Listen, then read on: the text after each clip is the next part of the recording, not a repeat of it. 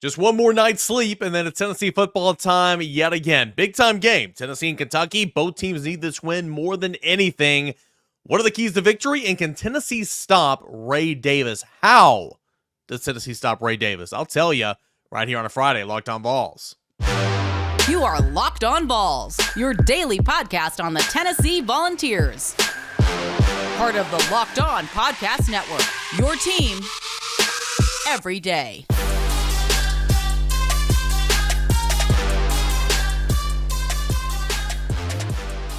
What is up, everybody? Welcome to Locked On Vols. It is your Friday edition here on this gorgeous day in East Tennessee.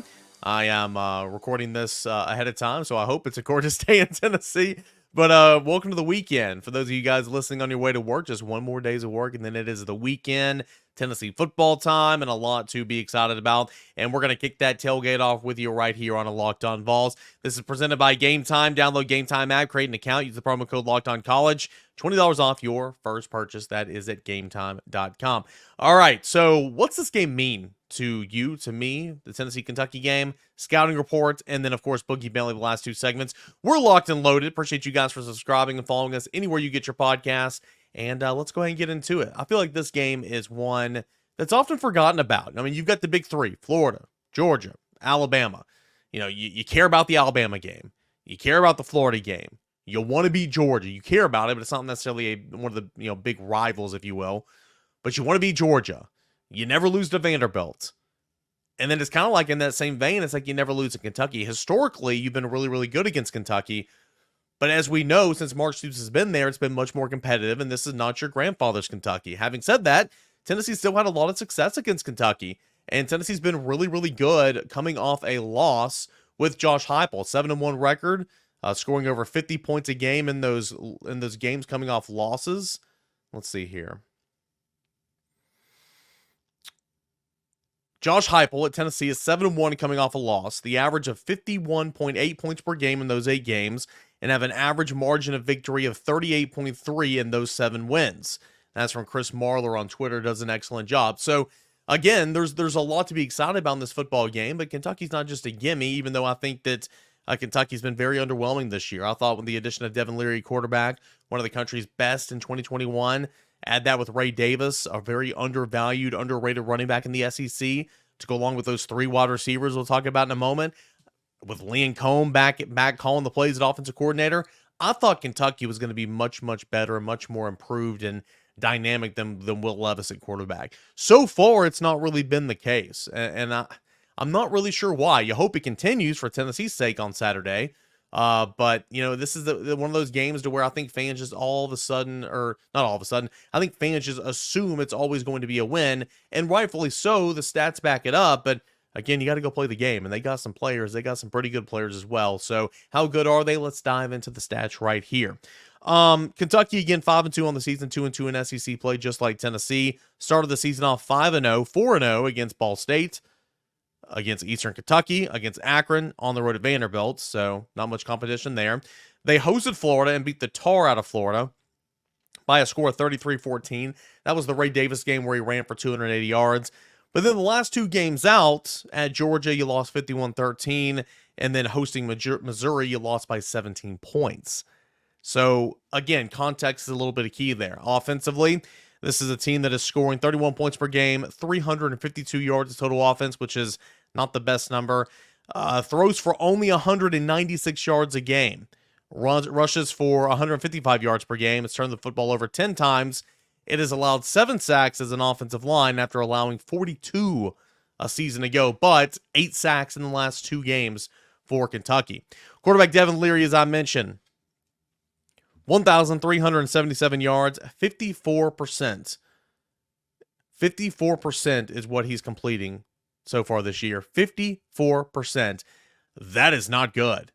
That is horrible, actually. And that's just not good. 14 touchdowns, 7 interceptions. Ray Davis is the straw that stirs that drink over there, okay? Running back, 111 attempts, 781 yards. It's second in the SEC. 8 rushing touchdowns.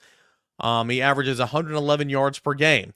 He has 5 receiving touchdowns, meaning his 13 total touchdowns leads the SEC. He's a really, really good player. And again, 280 yards on the ground against Florida. Wide receivers, they have three pretty decent ones, but their numbers are not great this year because the quarterback's not been good. Tavian Robinson and Barian Brown, 23 receptions apiece. Robinson, 338 yards and 3 touchdowns. Barian Brown, 276 yards and a touchdown.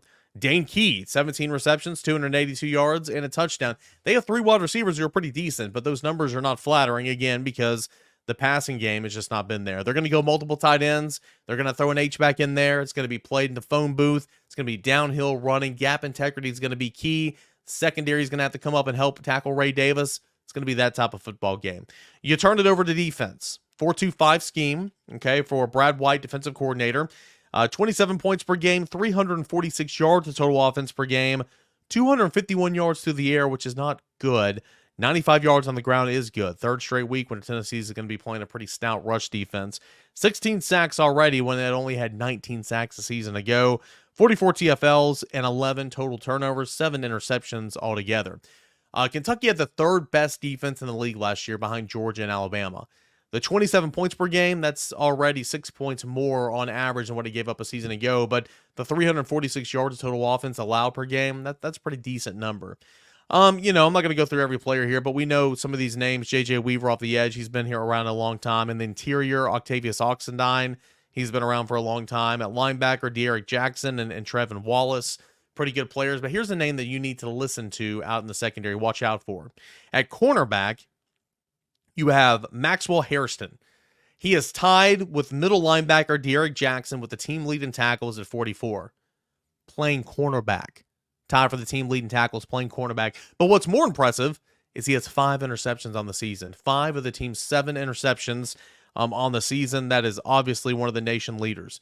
So watch out for Maxwell Harrison at cornerback. And then in the special teams, I mean, again, we don't talk much special teams here on Locked On Vols, but this is at least when previewing an opponent, this is one of those weeks you got to. Barian Brown, dynamic returner. He's already got 199-yard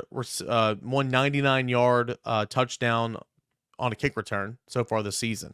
And you've got a kicker that's 6 for 6 in field goals and a punter that has 6 punts of over 50 yards and 7 punts inside the 20 so far this season. So a pretty stout special teams unit for Kentucky. I think this game's really simple. I like Tennessee to win 35-21. I think Tennessee matches up very well. I think if Kentucky gets behind early, it's not built to come back. You've got to have gap integrity. You got to fit up the run very, very well. You got to have, help from the secondary to come up and do that. Offensively, you got to get back to being who you are and running the football. And we'll see what Joe Milton does. If he can carry over what he did in Tuscaloosa for the most part in the first half over to Kentucky this Saturday, we will see. But I like Tennessee. I think the matchup bodes well for the Volunteers, and I like Tennessee to pick up its 2nd win on the road in its last 6 tries and kind of buck that trend of Tennessee losing on the road. I thought Tennessee handled the environment extremely well at Alabama last week, and I expect that to do the same at Kroger Field on Saturday. So, what does Boogie Bentley think? What does Boogie Bentley think about this matchup in Tennessee? We will ask him as he comes on the show, joins the show for his Friday hits. That's coming up next right here on Locked On Vols. Do want to tell you about our friends over at FanDuel. Snap into the NFL action this season with FanDuel. It's America's #1 sports book. Right now, new customers can get $200 in bonus bets guaranteed when you place a $5 bet. Again, that is $200 in bonus bets, win or lose. If you've been thinking about joining FanDuel, now is the best time because you can check out those spreads. You can check out those totals, the overs, the unders, a whole lot more, including player props. Player props are really fun because you can focus on that specific thing throughout the course of the football game. First quarter spread. That's not really a player prop. Let me try it again. 3.5 over or under those total touchdowns for your quarterback. 100 yards rushing over or under for your specific running back. That's a whole lot of fun. It takes the guessing out of this whole thing if you're new to the game. But right now, again, go to FanDuel.com/lockedon, FanDuel.com/lockedon, FanDuel.com/lockedon to kick off the NFL season today. FanDuel, its official partner of the NFL. Do want to tell you about our friends that is over at Game Time. Game Time is a great place where you don't have to worry about tickets to your next big event. It's a fast and easy way to buy tickets to all events in your area. We'll start by talking sports, Neyland Stadium, Lindsey Nelson Stadium, Thompson Bowling Arena at the Food City Center, all that and more, but plus music, comedy, theater. TBA hosts tons and tons of shows throughout the year, and you can get tickets to all the sporting events and the shows by downloading the Game Time app. Last minute killer deals, all-in prices, views from your seat, and the best price guarantee. Game Time takes the guesswork out of buying tickets. Okay, one of my favorite things about Game Time is they have your back. They got the lowest price guarantee, where if you find a seat in your section that costs less, they're gonna refund you 110% of the value of that ticket.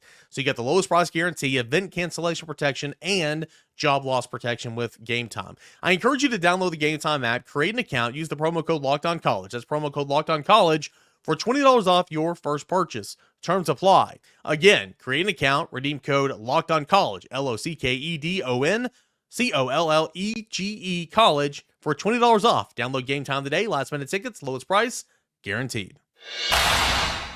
We do it every Friday to finish off a week's worth of Locked On Vols. We check in with Boogie Bentley of the Talkin' Vols Network. You can follow him on Twitter at Boogie Bentley. Do live shows all the time over there at the Talkin' Vols Network, the voice of the common fan. Boogie, how we feeling here on a Friday morning, Tennessee and Kentucky? We're Kentucky's daddy, man. We sell a T-shirt that says we're Kentucky's daddy for a reason. I feel confident that Tennessee's going to go on the road and take care of business. We can run down the numbers, talk about how this football team struggled on the road. It's a 7 p.m. kick. You know Kentucky's going to be fired up. We're Florida. Like, what Florida is to us, we are to Kentucky. It doesn't matter what the rosters say, predictions say. I think Tennessee goes and takes care of business. Oddly enough, I told you this earlier in the week, after watching the Alabama replay and seeing some of the things that Joe Milton did with his legs, I'm encouraged about the way these games are going to go against Kentucky on the road and Missouri on the road. Of course, homecoming, we know what that's going to be. My next question was going to be like, kind of, what does Kentucky mean to you? You answered a lot of it right there. I think Kentucky is the forgotten game. And let's be completely honest, guys. It's going to piss everybody off when I say this, but let's have an honest conversation. Not to the magnitude of this series, but what Kentucky is to Tennessee is what Tennessee is to Florida. It's been that type of rivalry. It just is what it is. Historically, it's much worse. I get that, but since 2004 for Tennessee, Florida, it's kind of been that way. But anyway, I feel like Kentucky is kind of the forgotten game because it is I call it the Border Bowl. I love the Border Bowl. Love that terminology. It's one of the oldest games played in the Southeastern Conference. It's our neighbors to the north. It is a game that Tennessee historically dominates and historically wins. But the last couple of years with Mark Stoops, competitive, gotten good players, have a unique brand style of blue-collar football. Tennessee still had a lot of success against it, but I like this game every year. It's one of my favorite games every single year, and when you go to Lexington, it's always interesting. Yeah, I mean, I think you look, I was born in 1981, and the 26-game winning streak came throughout the majority of my life, right? 1985 through 2010, Tennessee won 26 straight games. And then even after the streak, right, Kentucky goes and wins in 2011. Tennessee won the next 5. But where it got interesting, I think where Kentucky fans really got a little confidence was that stretch between 2017, 2020. They won 2 out of the 4 games. But then also you competitive, right? That's the word that you used. 2019, 17-13. 2021, 45-42. There's been a lot of close-scoring games. Been many a time that I've been sitting in Neyland Stadium saying, hold on, we don't lose to Kentucky. I remember Rick Clausen in the rain, my poor wife begging, can we please go home? Absolutely not. I'm not going to watch this game on TV be a loss. Came back and won that game too. But competitive, I think, is the perfect way to describe it. And that is when Boogie got a divorce. That was my 3rd wife. I'm on to my 4th now. That's a joke.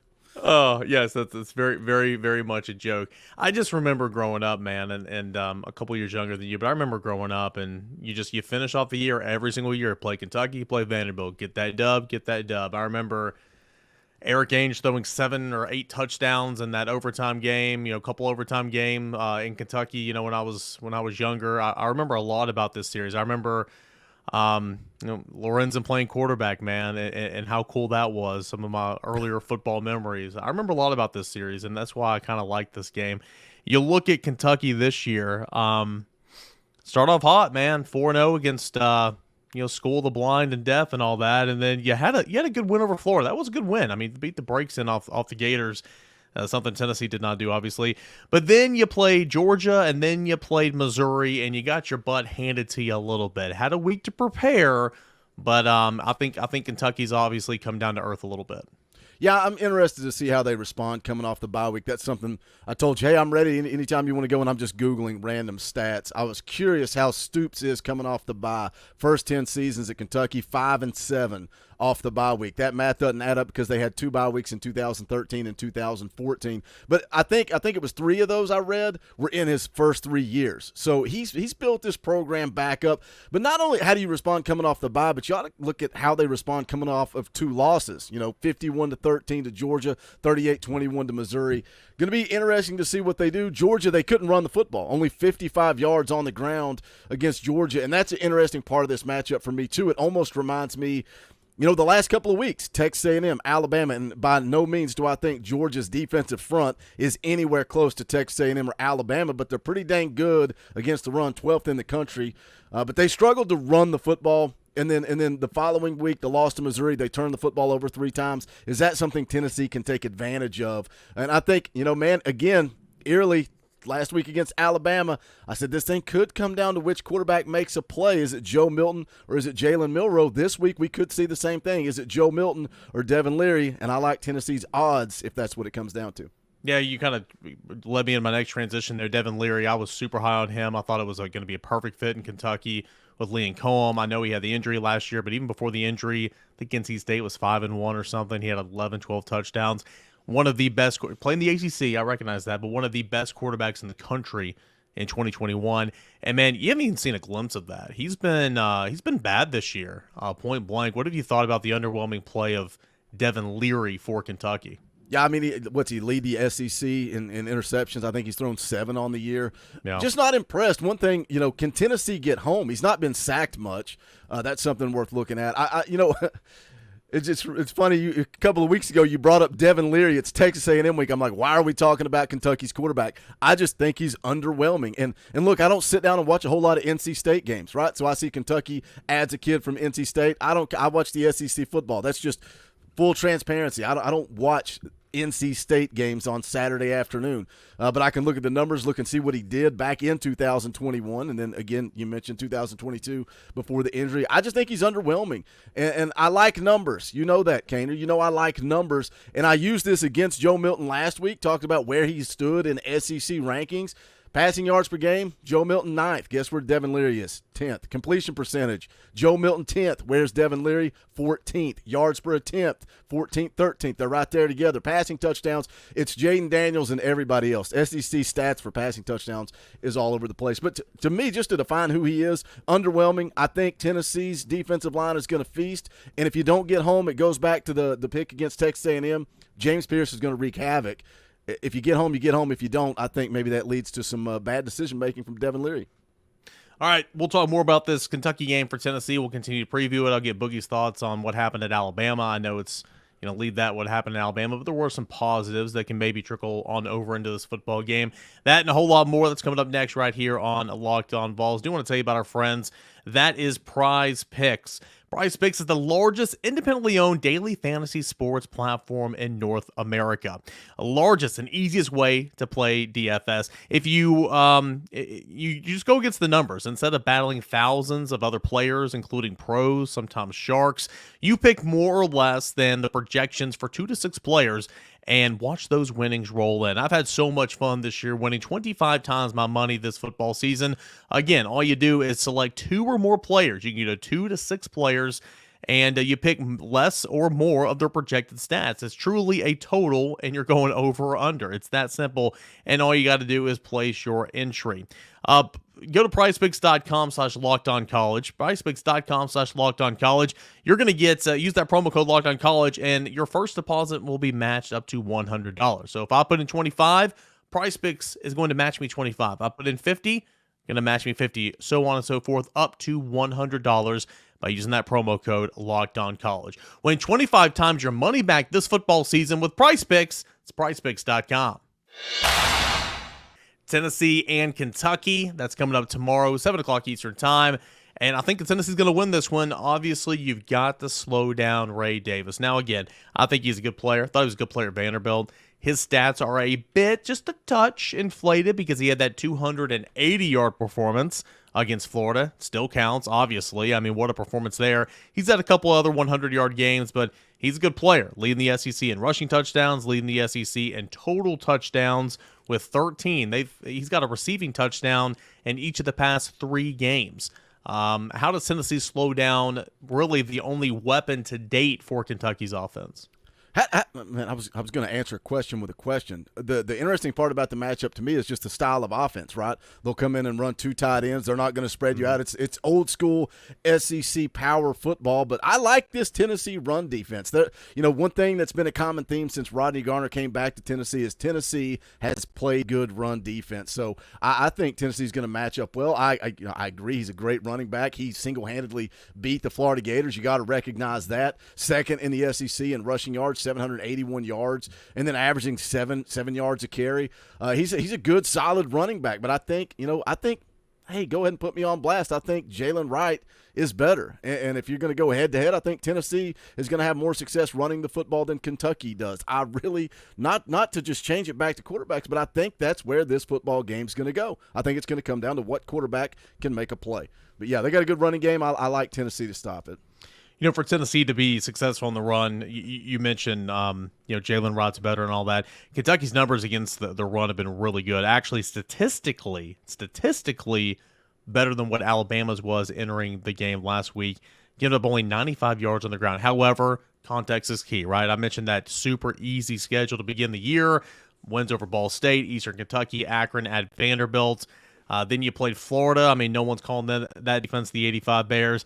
Then you got Georgia and Missouri. So, again, you get to this point late in the season. Sure, stats matter and stats are real, but also you can still dig a little in there in context. I think Jaylen Wright's got to have a big day. I think Tennessee's got to get back to being who Tennessee is. And it was great to see what Joe Milton did in the first half against Alabama. And that's kind of my next question about what you thought of his performance. But, let's see if that can carry over. But no matter what, you have got to get back to running the football with your 3-headed monster, because that was not there in Tuscaloosa.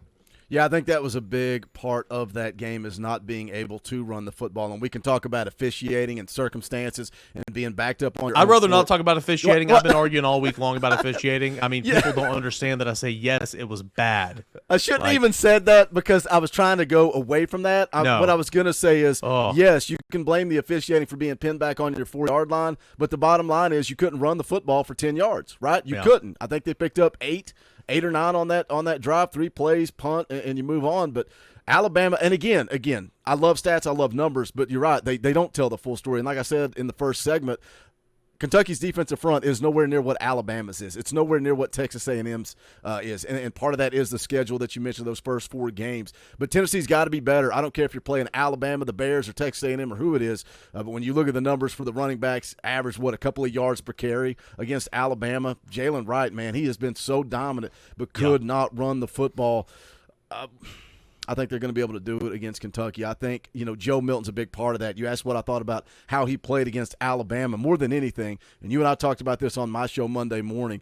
That first series, when it wasn't a designed run, he just made a play, and he was looking for contact. He was seeking contact. Something changed in the locker room of that Texas A&M game. Coming out in that second half, from that point on, Joe has run physical. He's run aggressively. He's ran when he needed to.